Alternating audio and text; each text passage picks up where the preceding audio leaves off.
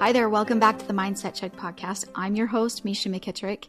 This is a podcast where we believe that as you take time for a mindset check, you have more power than you think you do.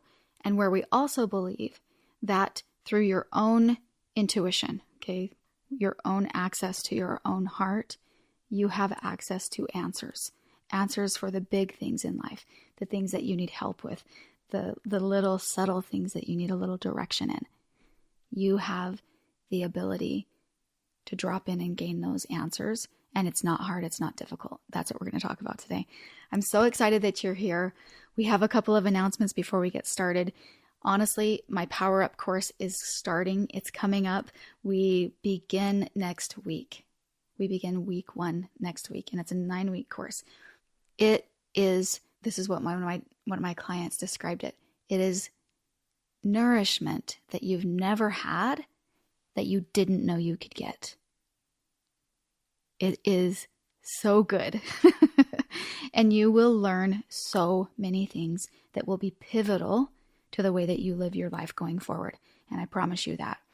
One thing that I would recommend is if you are considering this course at all, if you have a desire to drop in and rewire the patterns in your life, in your brain, so that you feel different chemicals and that you feel more happy or stability or whatever it is, fill in the blank that you want to feel.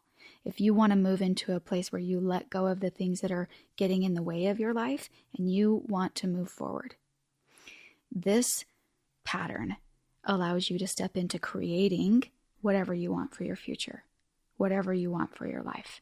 And I can't wait to drop in and teach you. If you feel pulled to that at all, make sure that you listen to the video where I interviewed my past clients. We talk about where their life was before the course started and where it was after. We talk about what they gained, like what their biggest takeaways were from the course. We also talk about what their life has been like since the ending of the course. And just a little teaser, they say that their life has only skyrocketed. Like it wasn't just changed during the time we were in the course, that it has been since the course that their life has completely skyrocketed. So I just want to leave that with you as a piece or a curiosity piece. And I'm going to put a link in the description that goes directly to that video, okay, where I interview some of my past clients. And you can click on it and watch it and see what you think.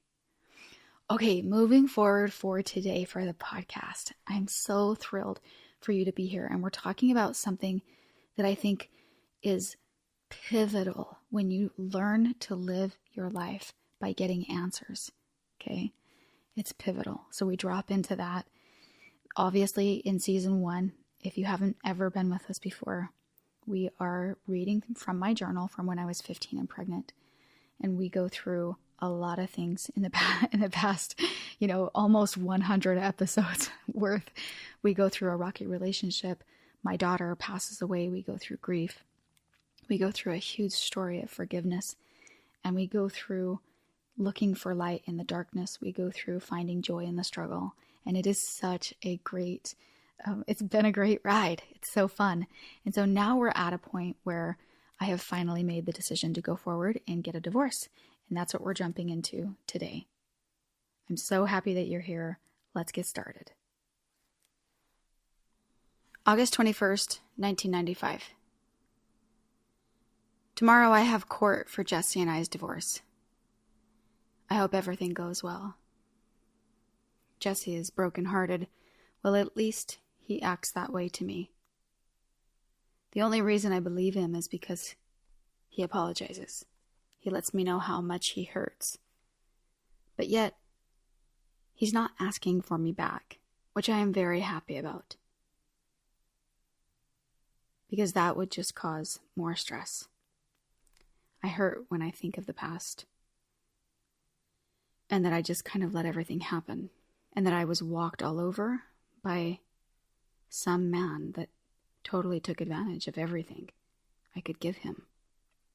And I think most of the reason why he hurts is because he is so used to having me there when he needed someone. But yet, I was by far the most important in his life, which is the worst to think of, because I feel I gave him everything, even accepted apologies I thought I never would. Taylor, I don't know what your purpose was, but I hope I helped you as much as I could, because I love you more than anything in this whole world. Even though you aren't here. I love you, Mom. August 22nd, 1995. Today I only worked half of a day, then went to court. It was a rainy day, court was short, and the divorce will be final tonight, or first thing in the morning. Somehow I feel sort of relieved. But when I went to aerobics today, I could not even concentrate. When I came home, Jesse was getting the groceries that his mom left here for him. We said hi, and he says he's mad because I don't act sad. I act, quote, happy. Only thing he doesn't know is that I'm dying inside. Even though I know it was probably the best thing, or else we would keep playing separation, and I only wonder why. One more time in my life. Why? We could not just live and be happy together. Why? Why didn't he try right from the start? Why was I so soft-hearted? Why do I always get crapped on? Why do I always get beep on? And then I'm played off like the bad guy. Why? Ooh. Ooh. I hope that you have been listening to my podcast long enough and that you know enough to know that this little game that I'm playing with myself about why is not really asking why. It's being a whiner, WHYNERS. And sometimes we go to that spot, right? Sometimes I don't know, there's a payoff in it, right? The real wisdom is knowing not that you would ask why one more time in your life. It's knowing that you will ask why over and over, repeatedly and constantly throughout your life. You will constantly look for explanations and understanding around the things that you experience. And that actually reveals so much to you that's good for your heart, that's good for your mind, that helps you see and learn, that helps you progress. So I want to tell you the behind the scenes of things I didn't include in my journal, because there's a lot to this episode. There's a lot of me searching my own heart and finding my own answers. And there's some logistics that I didn't include. So I want to first talk about the things that were just like logistically happening. So if you recall, there were many times that I approached Jesse to get a divorce. And there were a lot of times he talked me out of it. And there was the time when we went to Lagoon and I had him, I was asking him to sign the divorce papers and he didn't want to and he wouldn't.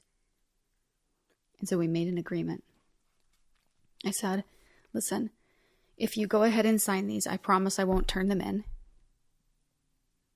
And there are some criteria. And if you don't do those things, then I'm turning them in. Because I was at the end of my rope, waiting for him to do the things that he said he was going to do. He didn't want to get divorced, but he was still not even living in the same town as I was. And so I had to stand in a place where I had more power. I had to stand in a place where I had more of a demand of what I needed to stay here, to stay in this relationship. And it was high time for me to move into that. There was a lot of times where I had been patient repeatedly. And so it was something that I felt good about doing. And I almost knew in my heart that, I just knew he wouldn't do it. So the criteria was to move home, to move back to my parents' house, to have a job and an apartment within 2 weeks, and to stop hanging out with his friends like all the time. They were the priority over me. He agreed and he moved back, and there was a day where he told me that he was out like looking for a job. This was like a couple days after him being back. And I went for a walk with a friend, and as I was on this walk, I saw him driving around, and in his car were all of his friends. And I could tell that they were, not doing not doing work things for sure. And it was just like an immediate knowing for me. It concluded all of my own searching and looking for answers on my own. And so I immediately just, I saw it, I locked eyes with him, he knew I saw it, and I was just done, and I went and turned in the divorce papers. It felt good. It felt right. It felt like high time. And I had already received my own answers before I even asked him to fill out those papers, right? Before I even asked him for that signature. Which is all the reasons why I could be so clear about what I wanted. And then when it didn't happen, it was very simple and easy for me. It was simple. And I think something that's really, really interesting about Jesse, I remember going to court. I remember coming out of court and walking with him to my car. Like, he had his own car there and I had my car. And he was a mess. He was totally a mess. Because that was what meant, we were finally over. It truly had failed. And to me, I knew that a long time ago. And so Jesse was super upset that I wasn't even sad. I wasn't crying. For me, it was a long overdue moment. And so I think that that's kind of an interesting thing for me to look back on and go, wow, I had really, really processed it. And for him, that was and I feel like he had been such a manipulator in so many areas. And I'm talking being able to buy cars that he shouldn't have had. I'm talking about beyond just the situation with me, right? He could manipulate adults. He was very good at it. And so I think when he didn't get his way, that was also difficult for him. He thought he would be able to keep going, doing the things that he was doing that were really the root cause of our relationship ending. And that he could just stay in that space and it would keep going. And lucky for me, okay, go back to the story I told you about the eagle and the raven. And in that story, I'll give you a little reminder. When a raven lands on an eagle's back and pecks at it and pecks at it and pecks at it, the eagle does not turn around and interact with that raven and fight with it and try to get off of its back. What the eagle does is fly higher. The eagle flies higher and higher and higher until the eagle knows that the raven can't handle that altitude. And then the raven falls off and goes back down to an altitude that it can handle, that it can breathe. And I feel like that this is a huge part of the story where I finally become triumphant, where I finally fly to an altitude where that raven falls. And there's a part of me looking back at it that I just I'm very proud of. And I really believe that wherever you're at in your life, keep raising your vibration, no matter what you're up against, no matter what the raven is on your back.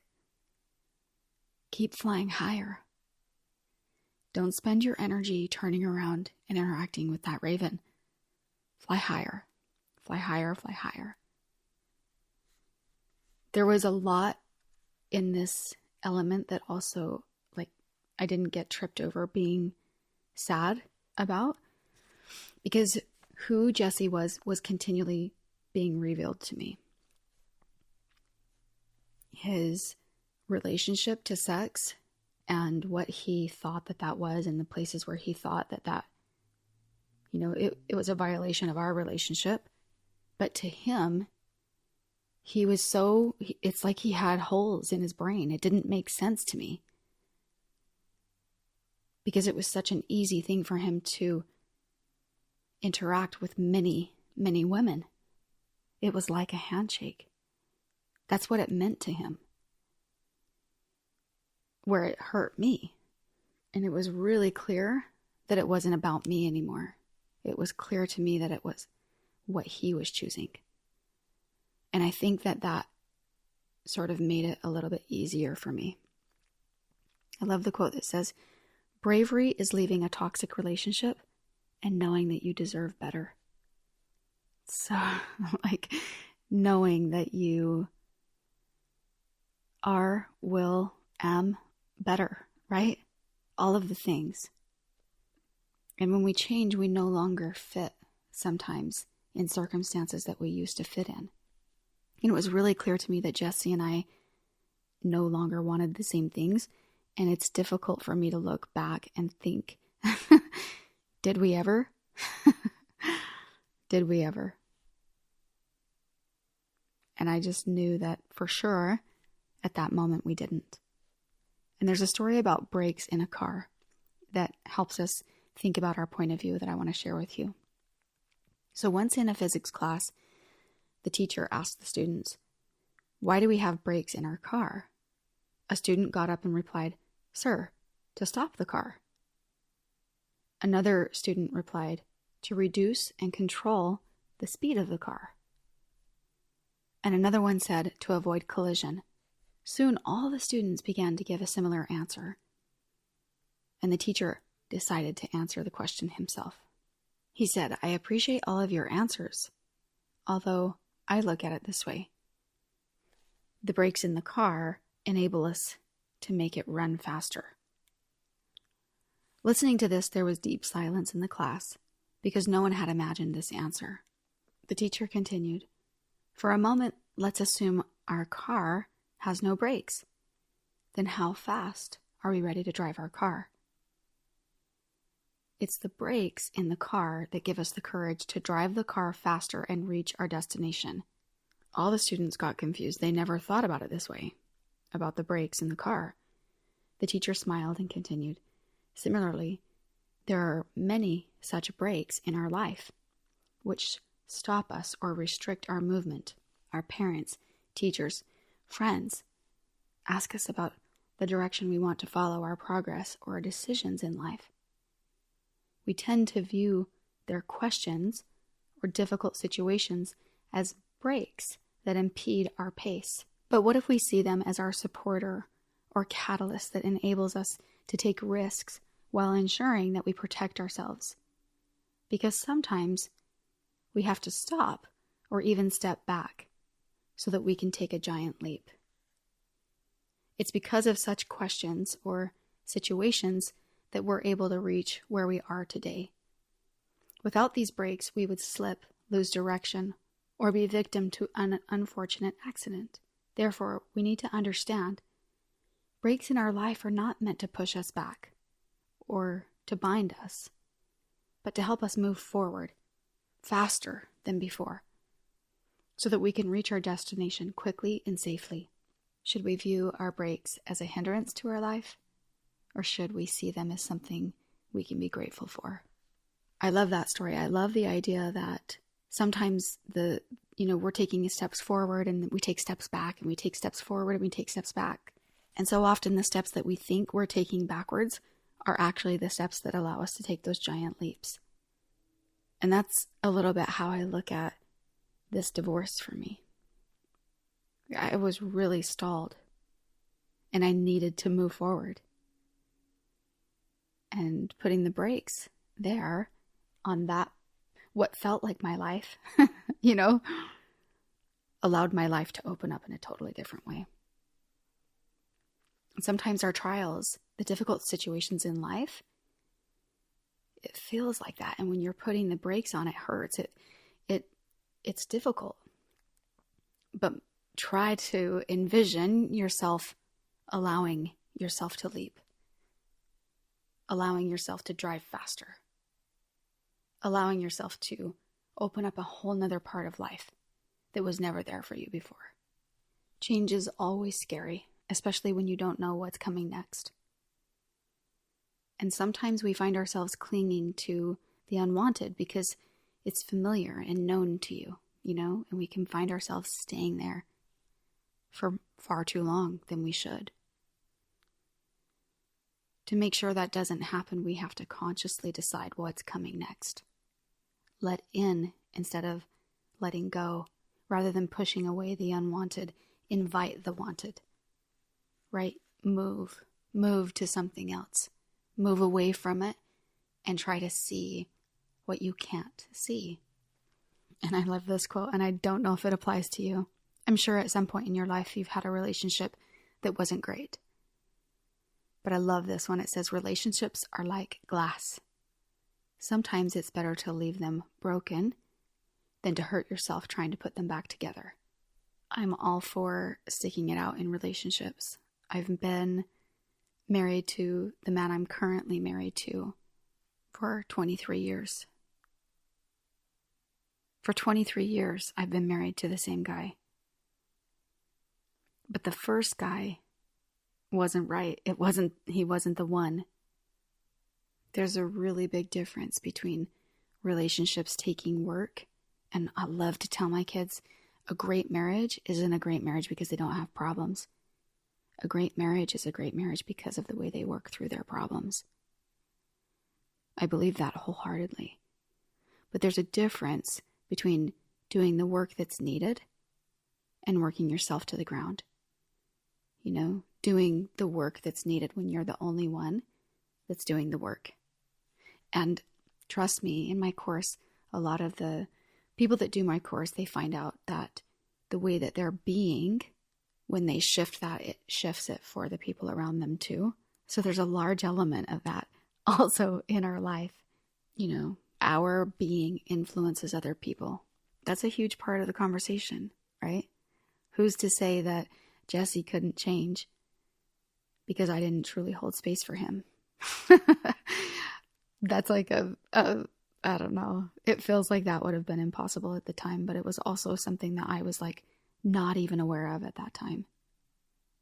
And I do feel like I did a great job forgiving him and holding space for him and not holding things over his head. And I feel like that was maybe even advanced for my age. Okay. That's the whole other part of this whole thing, is we were both so young. We were both so young trying to make something work. So tricky. And something that was a really huge element for me in the whole story and in my life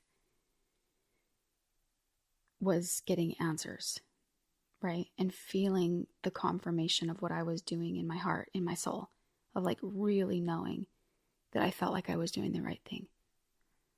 And I think that's really such a huge element when you're weighing out anything to do with relationships, for sure, but many things.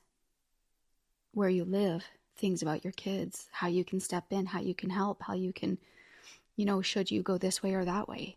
All of these things. And I think that there is a great knowing that we need to step into to be able to move forward in confidence in life.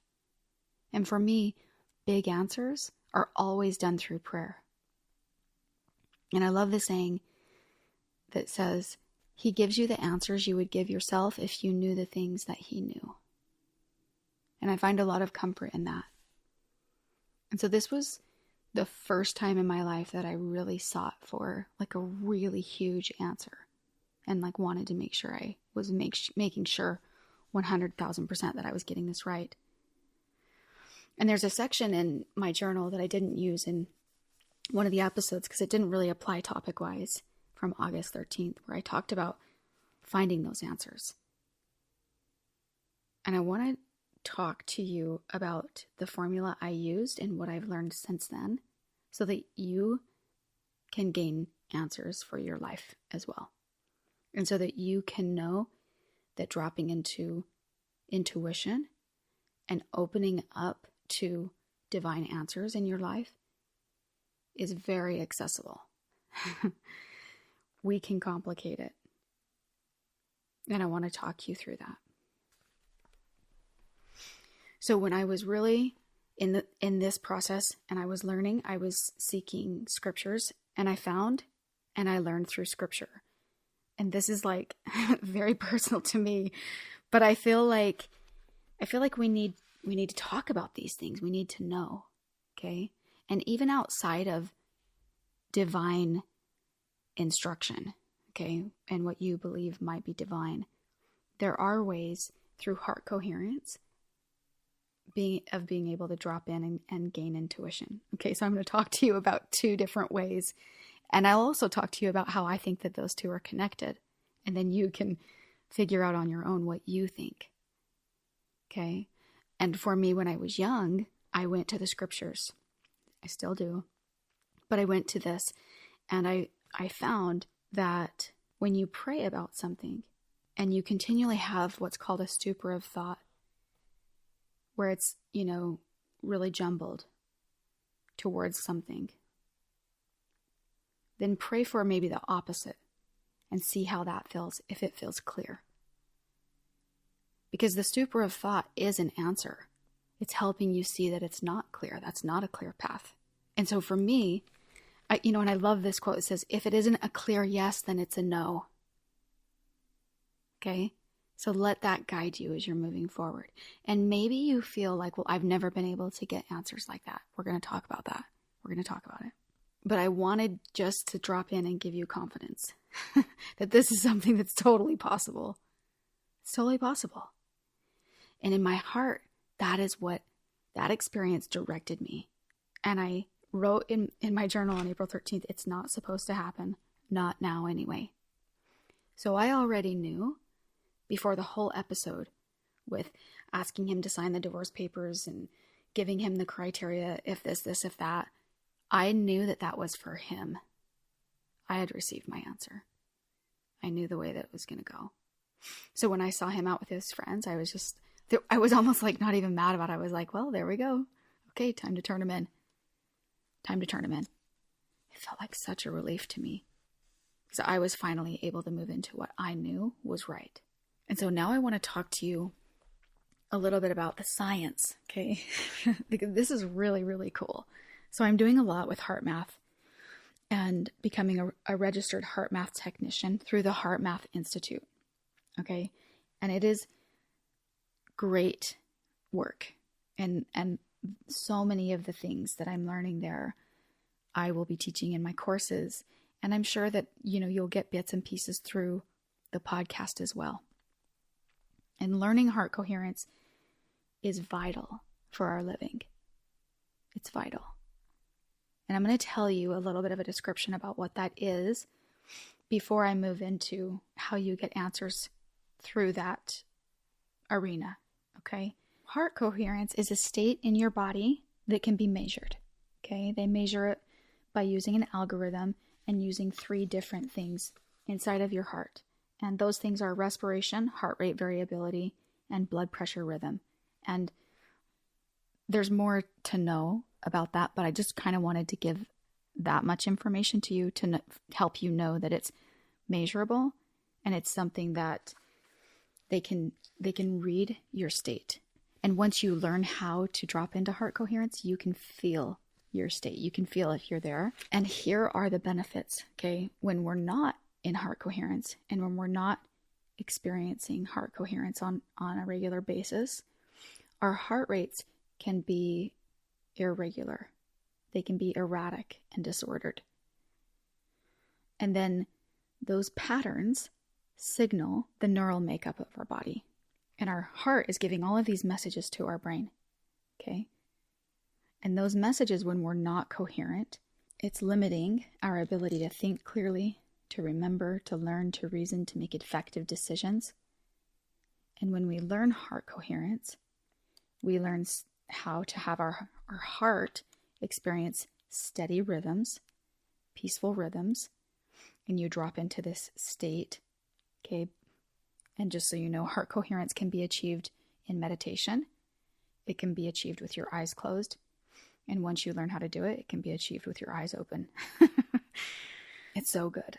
When you experience heart coherence, you experience so many benefits inside of your body, okay? Things including like emotional stability, the mental clarity, improved cognitive functions. Our body and brain work better. We feel better. We perform better. All of the messages, like these are the messages that go to our brain, and then it signals our entire body to feel good, to feel good feelings, to release those feel good chemicals. Okay. And that is the scientific approach of a very short example of what heart coherence is.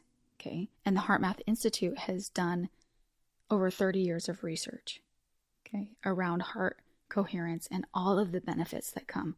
And there are so many more than the ones I've just briefly mentioned here. And one of those is access to your intuition. So they've proven that being in a coherent state dramatically increases your ability to tap into your own intuition. All right. Also, by being coherent on a regular basis throughout your life, okay, so you drop into coherence a couple of times a day, and it's a short, you can do it in 30 seconds, okay, or you can do it once and do it during your meditation.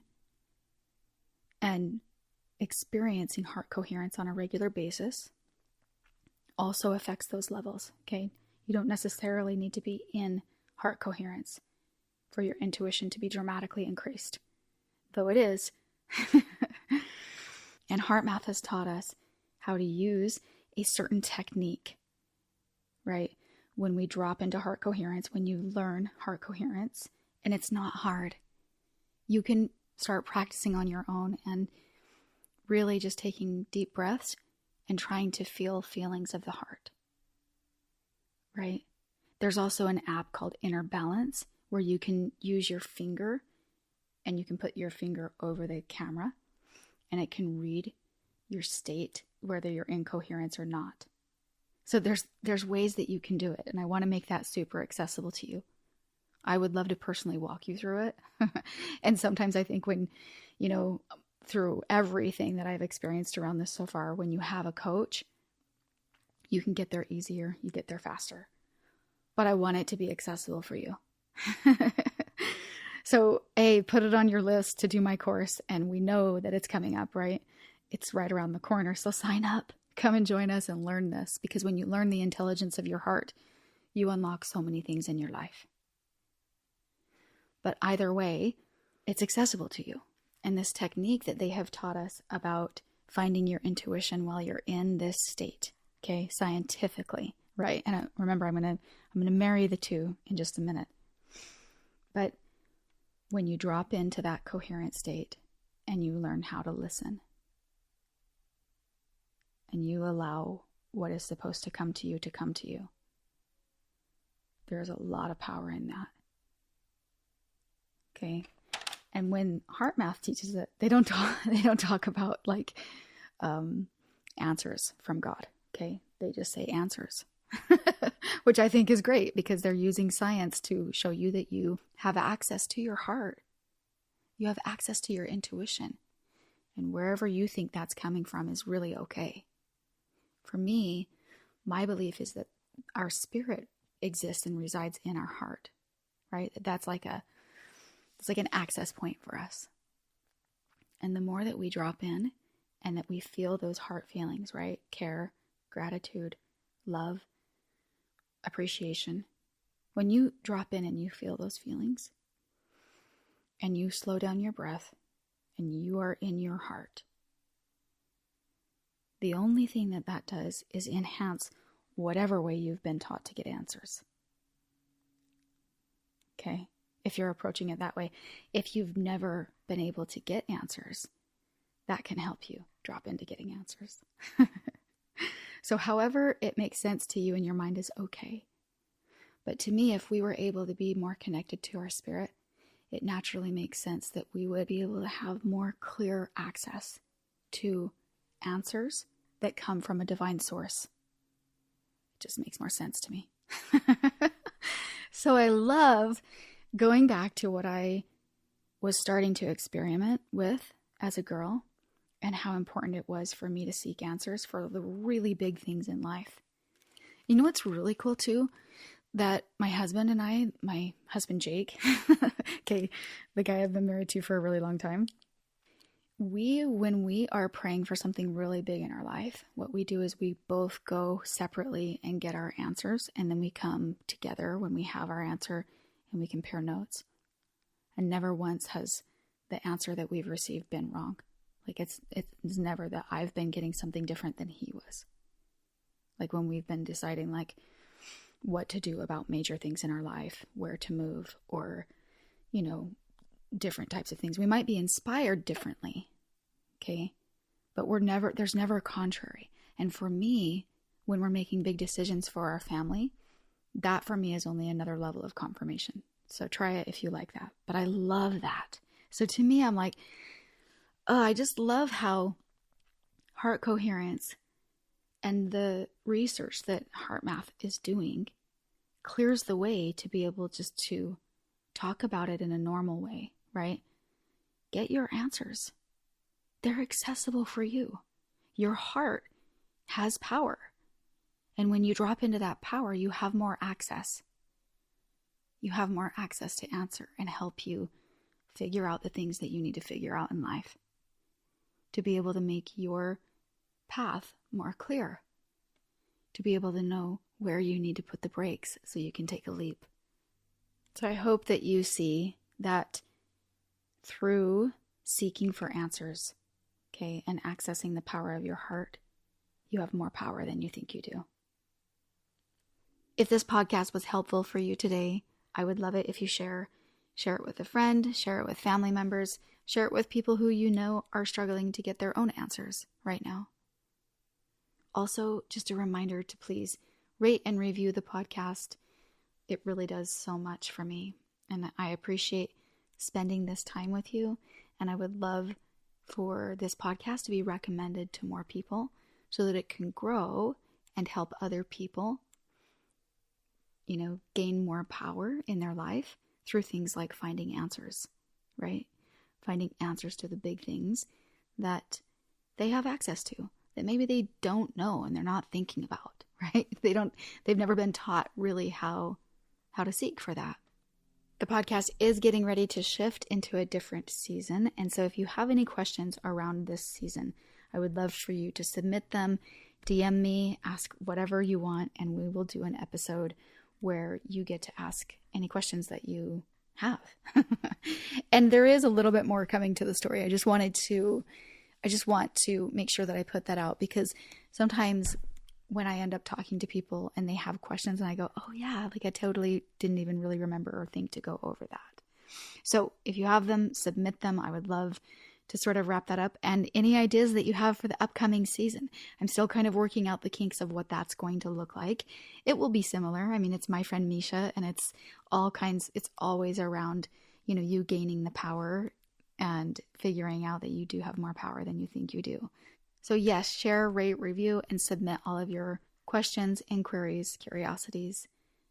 And remember, they're not offensive to me. I think it's great that if you have any curiosities about some of this stuff, it's so great, because maybe the clarity around the story can also bring something that we can learn and apply to our lives. So I love it.